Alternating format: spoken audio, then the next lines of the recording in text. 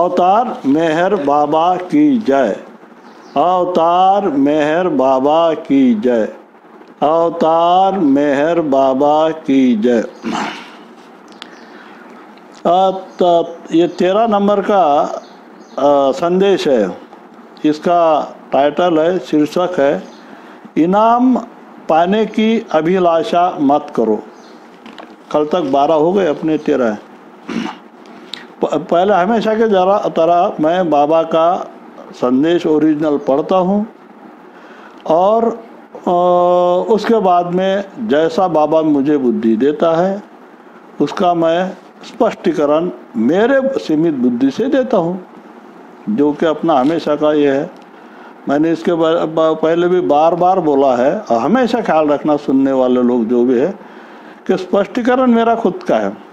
जरूरी नहीं कि वो मेरी बुद्धि सीमित है, बाबा असीमित है, अनंत ज्ञान है, अनंत चेतना है, और अपनी चेतना जो है भला ही उसकी पूरा विकास हो गया मानव जब योनि में हम आए, मगर वो कैसी है? बाह्य है, झूठी दुनिया से निगड़ित है, झूठी दुनिया को सच समझ रही है। इसलिए वो चेतना अनंत हो नहीं सकती जब तक हम वहाँ नहीं पहुँचते। समझ में आ रही बात? अनंत चेतना बनने का ही तो ये सिलसिला है। ये यानी भगवान बनना बोले तो क्या, जो चेतना अपनी बाह्य है।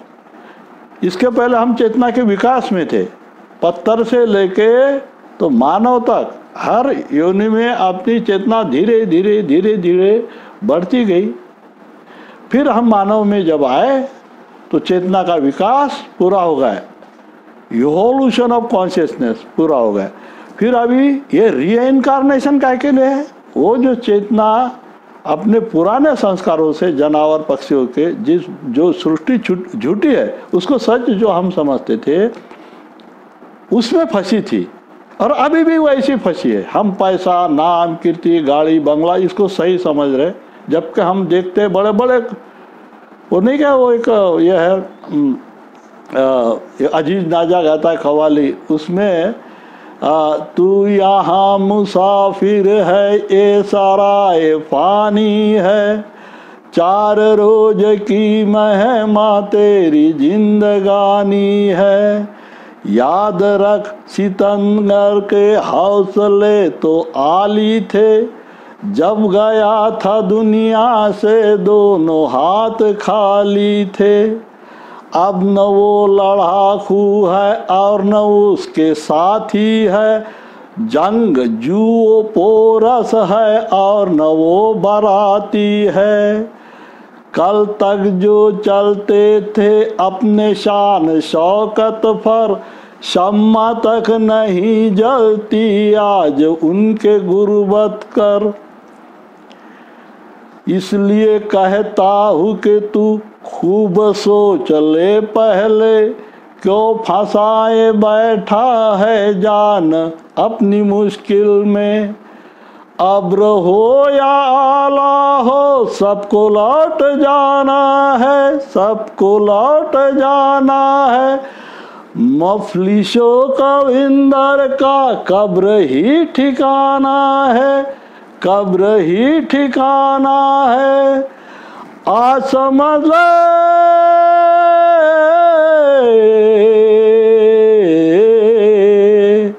आ समझ ले, कल ये मौका हाथ न तेरे आएगा, वो गफलत की नींद में सोने वाले धोखा खाएगा, चढ़ता सूरज धीरे धीरे ढलता है ढल जाएगा, चढ़ता सूरज धीरे धीरे ढलता। जैसा सूरज सवेरे से 12 बजे तक चढ़ते जाता, 12 बजे बोलता मैं हूँ, कोई साला आके देखे धूपकाली में मेरे इसमें बगैर छाते से जला दूंगा।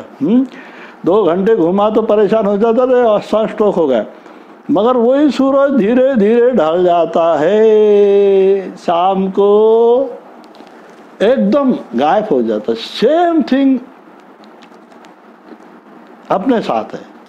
तुम लोग अभी जवान हो, तभी बात नहीं सुनते, और जब जैसे जैसे बूढ़े हो जाओगे फिर चलना मुश्किल, लकड़ी पकड़ना पड़ेगा। कान से नहीं आवाज आता, आँख से कम दिखता, दांत चबाते नहीं, सब एक एक पार्ट छोड़ना चालू कर देता है और चले जाते हैं। फिर भी हम, अपनी चेतना ऐसी है, ये सब होता है फिर भी हम ये नहीं सुधरते नहीं। जो बाबा अपने को बोलते बार बार कि भाई ये सब गलत है, गलत नहीं, भ्रम है। भ्रम बोले तो कल्पना है, शून्य है, सपना है, छाया है। अभी तेरी छाया पड़ रही, इसके ऊपर से चीटी जा रही हो, तो छाया को वो तो तू कोई कॉग्निजेंस ले रहा है कि वो बात का जा रही, तेरे आंख पे गई तो उसको निकाल देता, काटेंगी है। तो सेम है, सदगुरु और अवतार को ये पूरी ब्रह्मांड छाया लगती है, इसलिए वो उसको कोई वैल्यू देते नहीं। बस हम छाया को सच समझते, मानव जात भ्रम को सही समझते हैं। पिक्चर अपन 3 घंटे देखते हैं टॉकीज में, उसको अपन सही समझते क्या? नहीं समझते, क्योंकि अपने को मालूम है झूठा झूठा मर रहा है, झूठा झूठा मार रहा है क्या। तो और 3 घंटे के बाद अपन मतलब ये हो जाते हैं, सिर्फ ऐसा ही ये पासिंग शो है बाबा का शब्द। हर एक अलग अलग शब्द दिए बाबा ने, पासिंग शो है, कुछ नहीं है। तो ये ख्याल में रखना चाहिए और जिंदगी जीना चाहिए। जिंदगी उस दिन के इसमें भी अपना हुआ, दुनिया में रहो, दुनिया के मत रहो, मतलब आसक्त न हो। बाजार से गुजरो मगर खरीदार न बनो। तो अभी इसका अपन ने ये मैसेज पढ़ता पहले है ना। चाहे जैसी कठिनाई आए, तुम बाबा में और उनके प्रेम में विश्वास रखो। ज़्यादा से ज़्यादा क्या होगा, तुम मर ही जाओगे ना, बाबा बोलते हैं। और यह तो बिल्कुल स्पष्ट है कि एक न एक दिन तुम मरोगे ही, जो इसीलिए मैंने कव्वाली का एक ट्रांजा गाया। क्या फिर ऐसा क्यों नहीं सोच लेते कि यह शरीर तुम्हारा है ही नहीं। इसलिए इस संबंध को ही तोड़ दो। वो जो ज्ञान योग है उस पे आधारित है। मैं सही में भगवान हूँ क्या, बाकी सब झूठ है। मैं शरीर नहीं हूँ ना मन हूँ, मैं हूँ ब्रह्म भगवान, और बाकी सब मिथ्या है। बाबा ने भी एक प्रेमी को ऐसा बोला था कि 5 मिनट तक यही बोलते रहने का, I am not this body, I am not this mind, I am not this and I am not that, I am soul. ऐसा कुछ तो भी बाबा ने बोला। ये 5 मिनट, ये सवेरे और शाम को एक प्रार्थना, यही प्रार्थना करना। तो इससे धीरे धीरे अपने मन में स्थापित हो जाएगा कि रियली अपनी शरीर सही नहीं है, जो सत्य में तो नहीं है ना, इसलिए तो मरते हैं लोग। सत्य अगर शरीर होता तो क्यों मरते हुए क्या। तो ये एक प्रेयर एक जने को बाबा ने बोला था, I am not this body, I am not mind, I am soul, मैं आत्मा हूँ। तो अभी कि भाई बाबा बोलते संबंधों को ही तोड़ दो। हाँ, फिर आगे बोलते एक बात और ध्यान में रखना आवश्यक है, और वह है ईमानदारी। मैं सब में हूँ और सब चीजों में हूँ, क्योंकि ईश्वर सब में है और सब चीजों में है। वह सब कुछ जानता है, सर्वज्ञ है, इसलिए सब कुछ उसकी इच्छा पर छोड़ दो। सर्वोत्तम बात तो यह होगी कि तुम ईमानदारी से मुझसे प्रेम करो और मेरा कार्य करो। मैं ही एकमात्र स्थिर हूँ, बाकी सब जो तुम मेरे लिए कर रहे हो वह चलता फिरता तमाशा है। जो कुछ भी कार्य तुम करो उसके लिए किसी प्रकार के इनाम की अभिलाषा मत करो। ये होगा संदेश। अभी ये उस दिन भी मेरे ख्याल से अपना निकला था कि ये मार्ग ही ऐसा है, प्रेम का मार्ग, इसमें परीक्षा होती है। यानी तुम कोई भी संत का चरित्र देखो या मंडली का लाइफ देखो है, मंडली जो पहले थी और बाद में बाबा के पास में आई, तो सिवा दुख के उनको कुछ भी नहीं मिला।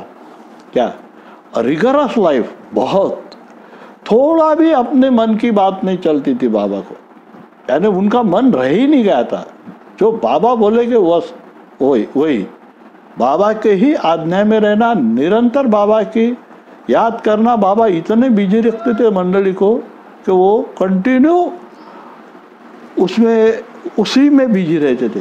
बड़े मुश्किल जो सोए वही, जितना सोए उतना ही उनको आराम था। तो कठिनाइयाँ आएगी क्या, मगर बाबा बोलते बाबा में और उनके प्रेम में विश्वास रखो। अरे बाबा है ना, खत्म हो गई बात। अभी वो दिन सोचो जब तेरे पिताजी सीरियस पड़े थे नागपुर में, कैसी कैसी हालत होंगी तुम्हारे परिवार की, बहुत ज़्यादा, बहुत यानी ज़्यादा सीरियस थे ना वो। क्या तो बाबा क्या बोलते हैं, ज़्यादा से ज़्यादा क्या होगा, क्या होगा कि तुम मर ही जाओगे ना, ऐसा सीधा भगवान है अपना, इससे ज़्यादा तो कुछ बढ़कर बात नहीं। और बाबा आगे क्या बोलते हैं, ये तो बिल्कुल स्पष्ट बात है, ये मृत्युलोक कहलाता है। इसको मृत्युलोक क्यों कहते हैं कि यहाँ जो भी आता मरता है। फिर क्या, फिर बाबा बोलते क्यों डरते हो, फिर क्यों डरते हो, इसलिए चिंता का जो बाबा ने संदेश दिया ना, चिंता, उसके उसमें भी बाबा ने यही बोला, किस बात की चिंता तुम करते हो। मैं बोल रहा हूँ कि सब झूठ है, फिर भी तुम क्यों चिंता करते हो, तुम चिंता मत करो। बाबा बोले क्या सबसे बड़ी क्या बात है, हर एक को ज़्यादा से ज़्यादा क्या बड़ी चीज़ है, मरने का डर है। क्या तो इसकी चिंता है कि मेरे को अटैक तो नहीं आएगा, छाती दुख रही, मेरा ऐसा तो नहीं होगा, मैं जल्दी तो नहीं मरूंगा, क्या ये साला कोविड मुझे तो नहीं हो जाएगा। तो ये जो है बाबा बोलते हैं ये चिंता, ज़्यादा से ज़्यादा बड़ी चिंता तुम लोगों की है मरने की। अरे बोले एक दिन तो मरना ही है, जब मरण पक्का है तो फिर वो बात की क्या चिंता, तो उसके बाकी की जो चिंता है तो उससे तो छोटी है ना, सब पे सब चिंता ना करो। ख्याल में है कि बाबा का पॉइंट ख्याल में है ना बाबा ने कहा, तो तुम मर ही जाओगे ना, और ये तो बिल्कुल स्पष्ट है कि एक ना एक दिन तुम मरोगे ही। क्या फिर ऐसा ही क्यों नहीं सोच लेते कि यह शरीर तुम्हारा है ही नहीं, इसलिए इस संबंधों को ही तोड़ दो। एक बार क्या हुआ कि प्रिंसेस नोरिना को एक सहेली थी, वो अपने कुछ भयंकर क्रिसिस में थी, उसने सोच लिया था कि अपने को सुसाइड करना है। उसने रिवॉल्वर साथ में रखा था, अभी वो उस दिन करने भी वाली थी, तो उसने में ही नोरिना का फोन आता, प्रिंसेस नोरिना मैचेबेली, मालूम है ना, बाबा की मंडली, वेस्टर्न मंडली, बहुत काम किया उसने। उसके बारे में तो बाबा ने ये बोला कि वो कृष्ण के ज़माने में वो थी कौन, 5 पांडवों की पत्नी द्रौपदी। और एक बात अभी और पढ़ने में आई, मैं हमारे बहू ने बताई कि जीसस क्राइस्ट का बाप करके वो थी जीसस क्राइस्ट का बाप थी। इस समय एलिजाबेथ पैटरसन और प्रिंसेस नोरिना ने इतना बड़ा 550 पौने 600 एकड़ में जो सेंटर है मर्टल बीच में, इन्होंने बनाया। बहुत काम किया बाबा का, बहुत, तो बाबा के साथ बहुत रहे हो। ये विशेष है कि वेस्ट में ज़्यादा बाबा का काम लेडीज़ ने किया और ईस्ट में पुरुष लोगों ने किया। इसलिए तो वेस्ट के अभी कल जो अपना 24 मई को एक्सीडेंट हुआ था ओक्लाहोमा प्रागू, वहाँ बाबा के साथ सब लेडीज़ थी, पूरी लेडीज़ थी। उसमें सीरियस बाबा ने खुद ने अपने बाएं शरीर पे पूरी इंजरी के, मालूम है, पूरा बाएं शरीर बाबा का ये हो गया था, हड्डियाँ वगैरह टूट गई थी। अभी उत्तर के तरफ मुंह करो तो बाएं हाथ पे वेस्ट आती, और बाबा ने पहले बताया था, भविष्यवाणी पहले बोल के रखा था, मुझे खून अमेरिका के लैंड में खून बहाना है। नोरीना को ही बाबा ने, मैंने एलिजाबेथ पैटरसन को एक रानटी गुलाबी फूल दिया था, छोटा फूल, और बोले ये तू अपने इसमें कोई किताब में बराबर रख देना, आज की डेट नोट डाउन कर, 24 मई, 20 साल पहले बोला था क्या। और वो फूल उसने बाइबल में रखा, उसमें एक कागज रखा, 24 मई बाबा ने याद करने के लिए बोला था। एग्जैक्ट उसके 20 साल बाद 24 मई को ही, यानी कि कल के दिन जिसमें अपन लोगों ने जप वगैरह किया, एक्सीडेंट हो गया। अभी उसमें बाबा की 22 साइड ही गई पूरी, और उसमें सब लेडीज थी क्या। बाबा और मेहरा बहुत ज़्यादा उनको लगा था, मनी को, और मेरे ख्याल से उसमें इसको भी, एलिजाबेथ को भी, पैटरसन को बहुत लगा था। मनी और मेहरू थी, उनको कम लगा था बाद में। और इधर उल्टा हुआ, इसमें उदतारा सातारा में जो एक्सीडेंट हुआ उसमें सब पुरुष थे क्या, वो ईस्ट वाले के लिए समझो। और उसमें बाबा की दाहिनी साइड पूरी इंजर्ड हुई थी, पैर से लेके हिप जॉइंट से लेके तो पूरा। ये दोनों एक्सीडेंट का परिणाम ऐसा रहा है कि बाबा का बहुत बुरे हाल थी। बाबा के आखिरी तक इसमें बहुत दर्द था। ये जो चलते थे ना ऐसे लंगड़े, इतने बड़े सुंदर बाबा, बाद में जो लंगड़ के चलते तो आखिरी तक कमर में भी दर्द था बाबा की, तुम्हारे हमारे दुख लेने के लिए। ये प्रिंसेस नोरीना की सहेली, उसकी आदत थी। अपने को नहीं लगता कि आपने कोई रिलेटिव है, दोस्त है, अपन बाबा के बारे में बोलते बहुत बार नहीं, कुछ तो एक बार चले अपन कहा मेहराबाद, फिर बाबा देखेगा और उसका काम। तो क्या लगता आपने को कि अपने दोस्त भी प्रेमी बनना चाहिए, अपने रिलेटिव भी प्रेमी बनना चाहिए, जैसा अपने को बाबा भी मजा आए वैसा उनको भी आना चाहिए क्या।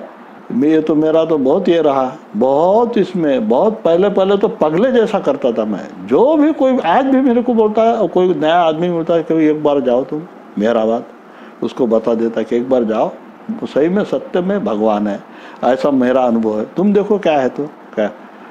और ऐसा वगैरह बोलते रहता है आदमी। तो वैसी नोरीना की आदत थी। नोरीना बहुत ग्रेट पर्सनालिटी थी। नोरीना जो है ना बहुत मैचेबली, बहुत इसमें आ गए, फेमस हो गए। फिर वो उस समय यानी मौन पिक्चर थे वो, यानी तो उसमें भी उसने वो रोल किया। फिर वो हीरोइन बन गई, बहुत नामांकित हीरोइन क्या। फिर वो पहला जो उसका पति था उससे कुछ डिवोर्स हुआ, दूसरा प्रिंस मैचेबली, उससे उसकी शादी हुई। और प्रिंस तो फिर इसलिए प्रिंसेस हो गई सेकंड मैरिज में। और बड़ी फेमस पर्सनालिटी थी, पूरे बड़े बड़े लोग, विद्वान लोग, फिल्म इंडस्ट्री के लोग, पॉलिटिशियन, संस्थानिक राजा महाराजा लोग उसकी पहचान हो गई, क्योंकि उसका पति भी राजा ही था। हाँ, तो वो उसकी आदत थी कि जो भी नया पर्सनालिटी वाले बाबा को, अभी आ रहे बाबा, चलो दर्शन को आओ, दर्शन को आओ, दर्शन। वो उसके बाद के ये सहेली जो है, जो अपनी सुसाइड करना चाहती थी, ये इसको भी उसने बोला बाबा आने वाले थे, तू आ जा एक बार। और बाबा आए हैं, बोले तू दर्शन को आ जा। तो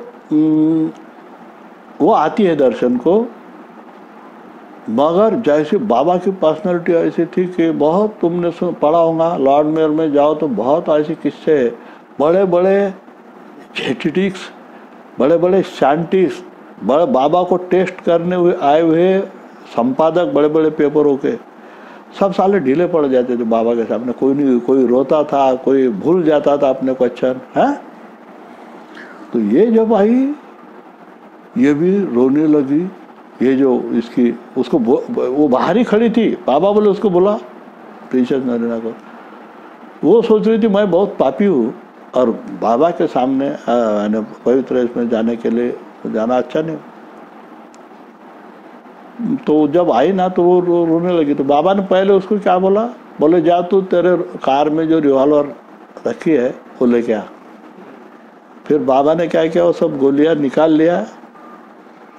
बोले तू सुसाइड कर रही थी ना, अभी समझ के तूने सुसाइड किया, पुरानी जिंदगी पूरी भूल जा। मर गई तो अभी इस समय मर गई, अभी मेरे पैर पे सर रख, अभी तेरी जिंदगी मेरे लिए हो गई। समझ में बात? अभी तेरी जिंदगी जो है वो मेरी है, मेरे लिए, बस तू मुझसे प्रेम कर। समझे कि नहीं?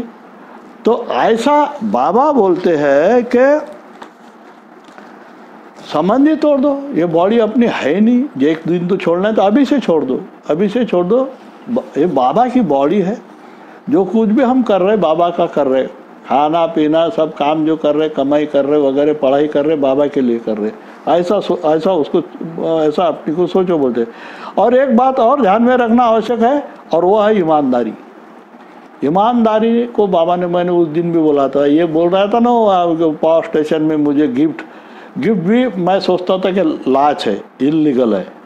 क्यों? कि गिफ्ट उन्हीं को देते हैं वो लोग, यानी जो कॉन्ट्रैक्टर, सप्लायर, जिनका ऑफिसर लोगों से कुछ लेन देन रहता, यानी इनके हाथ में इनके कुछ कॉन्ट्रैक्ट रहते, कुछ सप्लाई मंगाना रहता गवर्नमेंट काम के लिए, तो उनको इनके वजह से बिजनेस मिलता, फायदा होता उनका भी, कॉन्ट्रैक्टर का भी होता और सप्लायर का भी होता। तो वो क्या रिलेशन मेंटेन करने के लिए गिफ्ट देते रहते ऑफिसर को, लास्ट देते बहुत।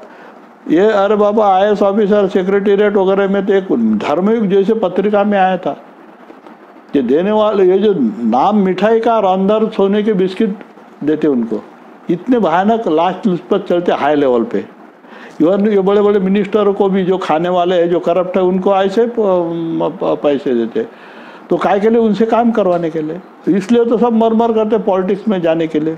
बहुत कम ईमानदार ऑफिसर है, और जो रहे ईमानदारी बहुत जरूरी है। तो इस दिन ये बोल रहा था, फिर मैंने क्या मेरे बॉस को मेरे लिए भी गिफ्ट दिया था, बैग थी एग्जीक्यूटिव, तो मेरे को बॉस हर दिन बोल रहा था कि वो लेके जा, और मैं बोला यार ये लेना बोले तो लाच है, और बाबा तो बोला मेरे प्रेमी ने 100% क्या रहना चाहिए, क्या रहना चाहिए? ईमानदार। 100% मेरा प्रेमी ईमानदार होना चाहिए। तो ये तो बेईमानी है ना गिफ्ट लेना। तो इधर लिया तो बाबा नाराज, नहीं लिया तो बॉस नाराज, क्योंकि वो बोलेंगे ये तो बहुत ज़्यादा शाना है यार। मैं थोड़ी बोल रहा हूँ कि इसको पैसे तेरा हिस्सा लेके जा, मैं तो ये बोल रहा हूँ कि ये तो कॉमन है, सब जने यानी को गिफ्ट देते हैं एक मेरे को। इसमें तो हर गवर्नमेंट ऑफिस में अपन ने क्या रिलेटिव को मिठाई लेके जाते हैं, तो वो ये इधर कस्टम ये भी हो गया, दिवाली के समय में गिफ्ट देते।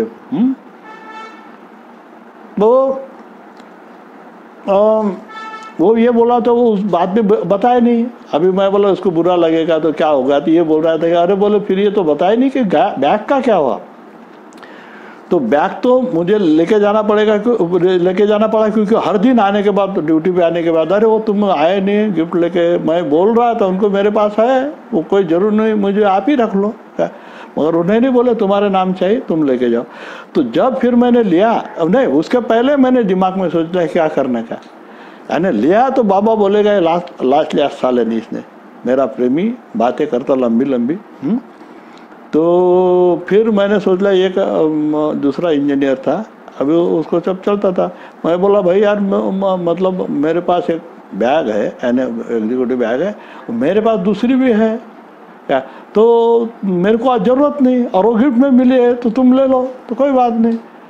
वो खुश हो गया बेचारा, चलो उसको मिली नहीं थी क्या,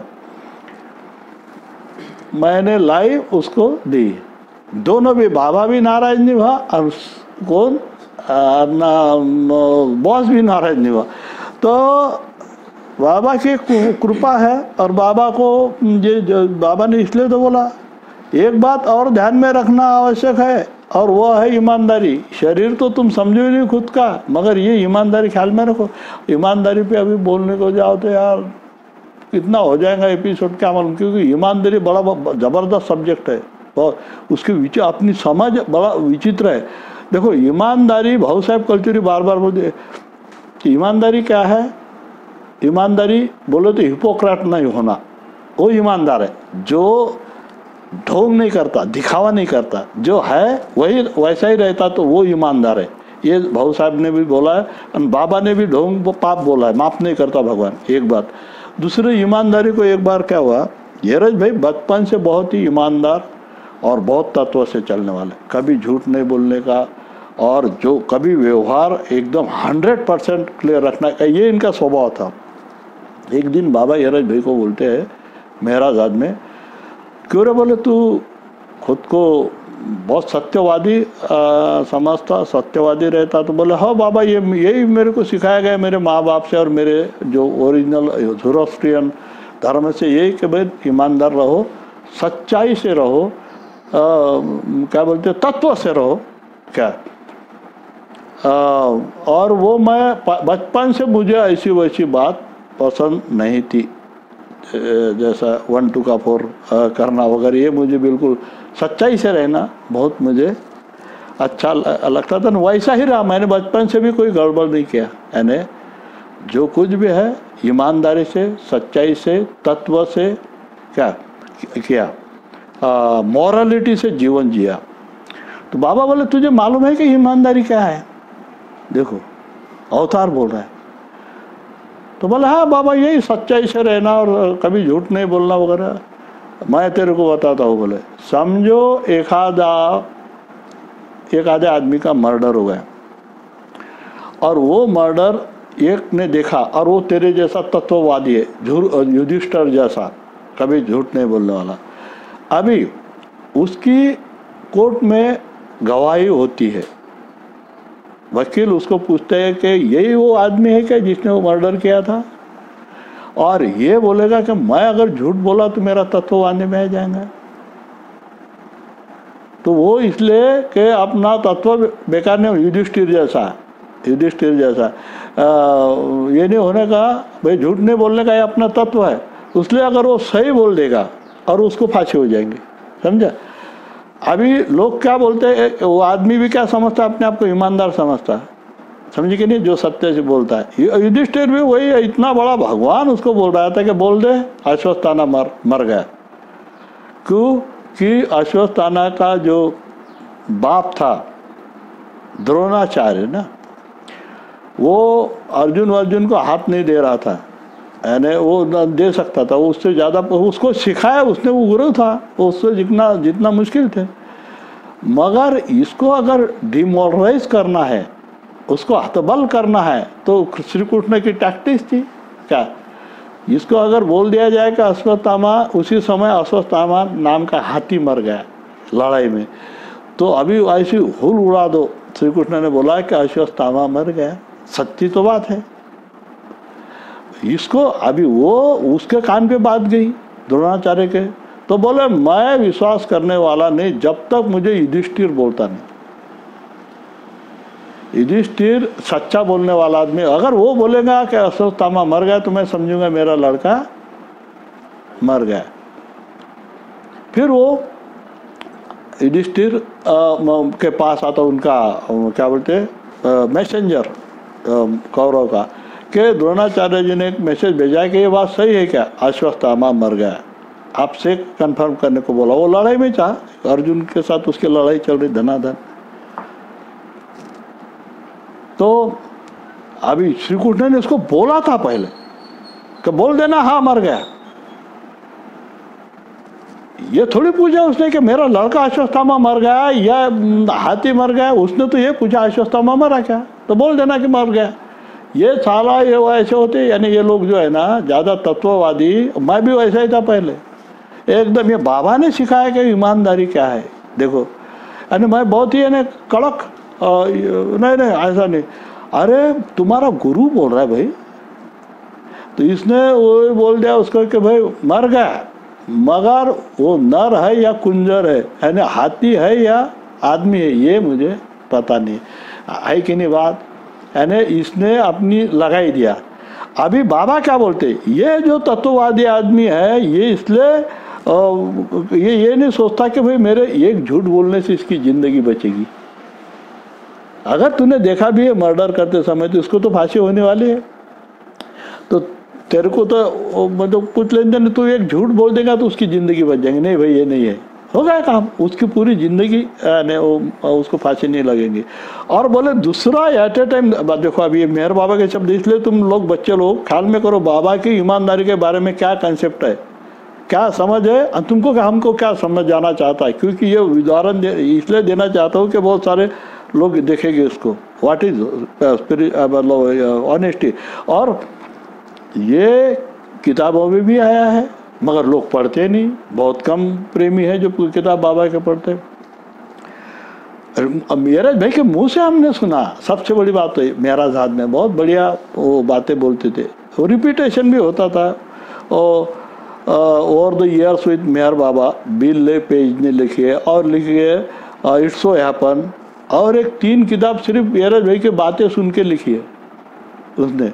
और नौजरवान अंजार जो है ग्लो इंटरनेशनल जो त्रैमासिक है ना, ट्राई मंथली जो लोग जिसको बोलेंगे, उसका एडिटर है फ्रेनी नारावाला का लड़का, कनाडा में है। तो वो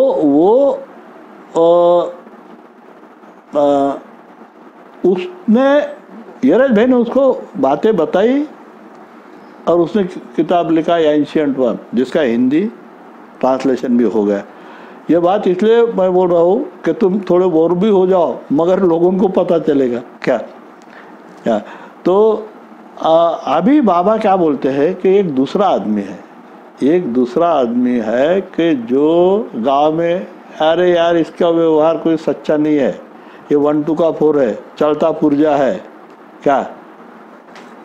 तो मगर उसने भी मर्डर किया हुआ आदमी को देखा कौन था, और उसकी अगर क्या होती है विटनेस बॉक्स में उससे पूछा जाता है कि यानी किसने मर्डर किया था, उसको मालूम था, उसको पूछा जाता है कि ये आदमी है क्या जो इसमें खड़ा है आरोपी के पिंजरे में, ये है क्या वो जिसने मर्डर किया, आपने जब वहाँ आप घटना में मौजूद थे। तो वो सोचता है कि यार अपना एक झूठ बोलने से इसकी जान बच रही ना, तो बोलता है, झूठ बोल देता था, नहीं ये नहीं है वो आदमी, मैंने देखा है मर्डर करने वाला मगर ये नहीं। तो बाबा क्या बोलते मालूम है, क्या बोलते हैं, वो जो सत्यवादी से ये ईमानदार है, ये सही ईमानदार है। आए कि नहीं बात पकड़ में, ख्याल में आ रही ना बात, ये पॉइंट देखो। अभी ऐसी अवतार की ईमानदारी अपन क्या समझते हैं, शब्दशाह लेते, ऐसा नहीं है, इंसानियत बहुत बड़ी बात है। और एक मैं बता ही देता क्योंकि अभी मैं नहीं रोक सकता, मेरे ये नूरीना की ही बात, जिसकी बात चल रही थी।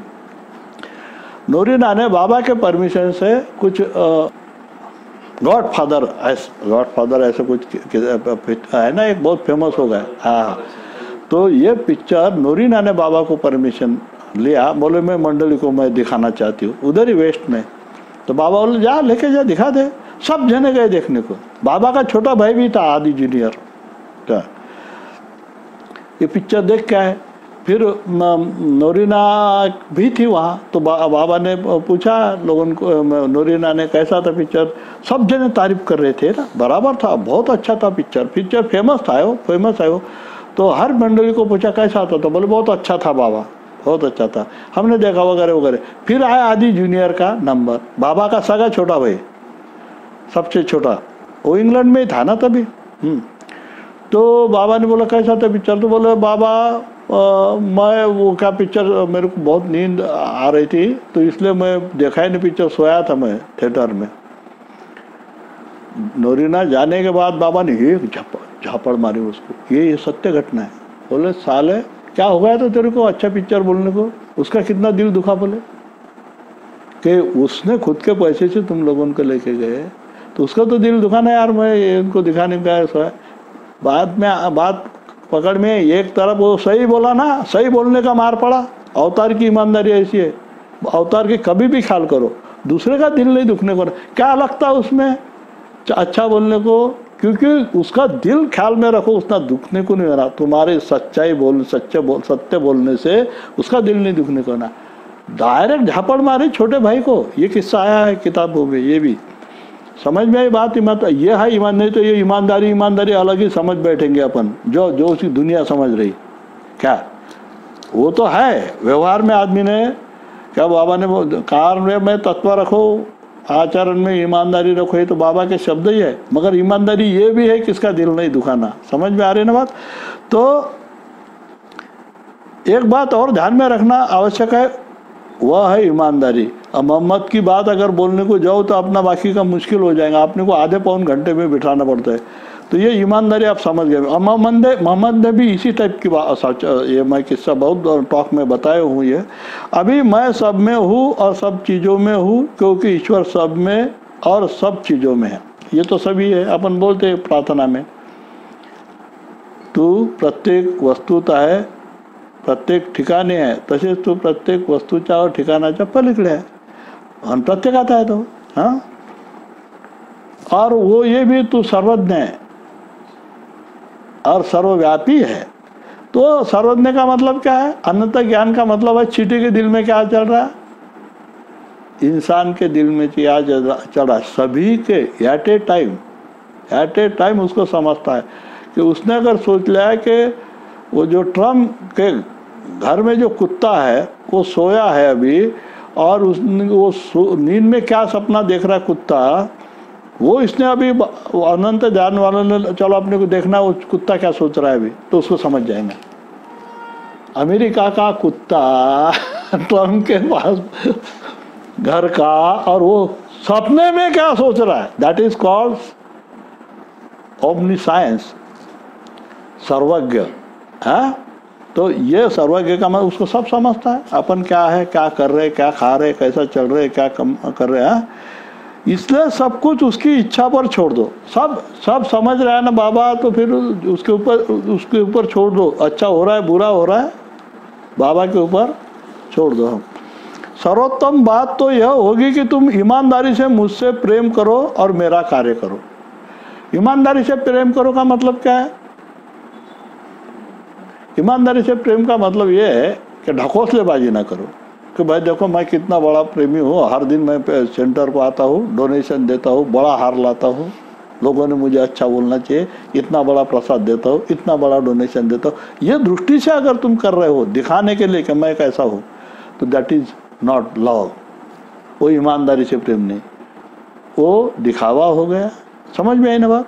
हाँ, इसलिए तो बाबा ने बोला समाधि पे दो। उस दिन भी बोला मैंने, समाधि पे दो चीज़ बाबा ने मांगने को बोली।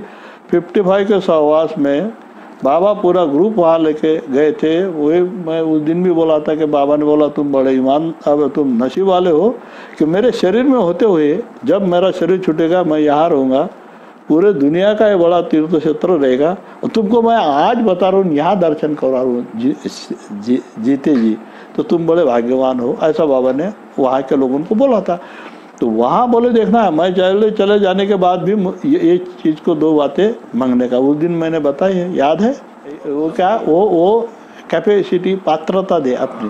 बाबा मेरी ऐसी पात्रता दे कि मैं खुद के सुख के बदले भी दूसरों को सुखी कर सकूँ। ये बात एक। और दूसरा भाषा तो सर का बाबा तेरे से मेरा इतना प्रेम बढ़े कि मैं अपने आप को भूल जाऊँ। और एक वाक्य बाबा ने और बोला कि प्रेम का मीनिंग ऊपरी दिखावा नहीं। तो ऐसा, तो अगर ऊपरी दिखावा ना करता हुए अपन अगर बाबा से प्रेम करते, चाहे तुम दर्शन जाना ही पड़ेगा, सेंटर जा रहे हो, भजन बोल रहे हो, वार्ता सुन रहे हो, मगर जो कुछ भी सीरियसली होना अंदर से, दिखाने के लिए नहीं कि लोगों ने क्या बोलने को ना कि चलो भाई हमेशा सेंटर रहता है, आरती करता, जिसके लिए नहीं क्या, तो वो होगा ईमानदारी से प्रेम। जितना भी थोड़ा जम तो थोड़ा ही करो, मगर ईमानदारी से करो और मेरा कार्य करो। बाबा ने बोला मैं एकमात्र स्थिर हूँ। बाबा स्थिर है, बाकी सब चेंजिंग है, एवरीथिंग इज चेंजिंग। इसलिए तो गॉड को सत्य बोला गया। Baba I am God in human form. मानव शरीर धारण किया हुआ मैं गॉड हूँ। वो स्थिर है, गॉड स्थिर है। बाबा का शरीर, बाबा ने बोला ये कोट है, ये मैं तुम लोग उनको प्रेम करते आने को ना अज्ञान से निकालने के लिए बार बार मैं धारण करता हूँ। ये सही नहीं है, ये सत्य नहीं, ये मेरा सत्य रूप नहीं है। समझी कि नहीं? तो सत्य जो है वो गॉड है बाबा, उसका सत्य रूप सही है, वो स्थिर है, वो बदलता नहीं। बाकी ये जो सृष्टि है वो बदलती है। पेड़ छोटे से बड़ा होता है, बड़ा और ज़्यादा बड़ा होता है, कुछ सालों के बाद मर जाता, सूख जाता। कुत्ता अपन पालते 10-12 साल रहता और फिर बाद में गुजर जाता, और अपन 50, 60, 70, 80 साल के बाद अपन भी गुजरता। अब स्थिर नहीं है, मानव नहीं है, पक्षी नहीं, जानवर नहीं, सब अंत होता है। तो मगर वह स्थिर है, उसका अंत नहीं है। समझ में है ना बात? तो मैं इसलिए बोलते बाबा, मैं ही एकमात्र स्थिर हूँ, बाकी सब जो तुम मेरे लिए कर रहे हो एक चलता फिरता तमाशा हमको लग रहा है कि कुछ हम कर रहे हैं क्या, वो तमाशा से ज़्यादा कुछ नहीं, सब हवा में है, हवा में है। क्या खा रहे पी रहे, बाबा को डोनेशन दे रहे या जो भी कर रहे, वो एक प्रकार से तमाशा है, पासिंग शो है। क्योंकि सत्य ना तुम है ना तुम्हारा काम, सत्य बहुत ऊपर है। कल की बात निकले अपने इसमें, गॉड स्पीक भी शब्द है और शब्द भी असत्य है, शब्द असत्य ही है। सत्य मैंने उस दिन बोला, याद है क्या, वो सरमन महाबलेश्वर का, late us not think about it because it is beyond thinking. सत्य के बारे में, साक्षात्कार के बारे में भाव ने बोला, let us not imagine for it because it is beyond imagination. कल्पना भी नहीं कर सकते, ऐसी वो स्थिति है ईश्वर की, खुद ईश्वर उनकी। तो वो सत्य है, बाकी सब जो कर रहे हो असत्य है। असत्य का अपनी समझदारी है, असत्य अपने विचार है, बुद्धि असत्य है, मन असत्य है। क्या मन ही असत्य, इसलिए तो हम चक्कर काट रहे, जन्म लेके। जो कुछ भी कार्य तुम करो उसके लिए किसी प्रकार के इनाम की अभिलाषा मत करो। ये एक महत्व का राजमेंद्री के मैसेज में भी आया है। जिस समय हम अपने कार्य के प्रशंसा की अपेक्षा करते हैं, जैसा कि दुनिया में हो रहा है, दुनिया में चाहे वो कोई भी कार्य, राजकीय कार्य हो, धार्मिक हो, आध्यात्मिक हो, ये यहाँ सब इसमें अपेक्षा करते कि भाई हमने हमारे घर बजरंगबली का भंडारा में 5000 लोगों को खाना खिलाया, लोगों ने नाम लेने को ना, पेपर में आने को ना, तो वो क्या इनाम की क्या है वो, यानी अपेक्षा। क्या तो बाबा बोलते मेरे काम में प्रशंसा की, इनाम की, बख्शिश की अपेक्षा न करो। बाबा ने बोला मेरा कार्य ही अपने आप में प्रशंसा है, और जिस समय हम प्रशंसा की अपेक्षा करते हैं, राजमेंद्री के असली कार्य मैसेज ने बाबा ने बताया, उसी समय वो कार्य का सत्यानाश हो जाता है। समझो तुमने अपने घर में बाबा की आरती ली, क्या जैसे कि क्या बढ़िया है, इन्होंने आरती किया, आरती करवाई, सबको क्या मस्त नाश्ता दिलाया, तो नाश्ते की प्रशंसा होने के लिए अगर ये किए जाते हैं तो उसका कोई भी फल नहीं, जीरो।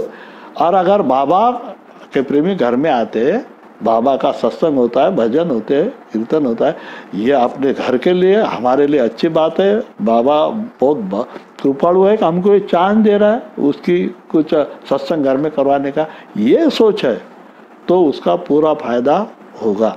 जिसलिए बाबा ने बोला इनाम की अपेक्षा न करो, ये बात ख्याल रखो। अवतार मेहर बाबा की जय, अवतार मेहर बाबा की जय, अवतार मेहर बाबा की जय।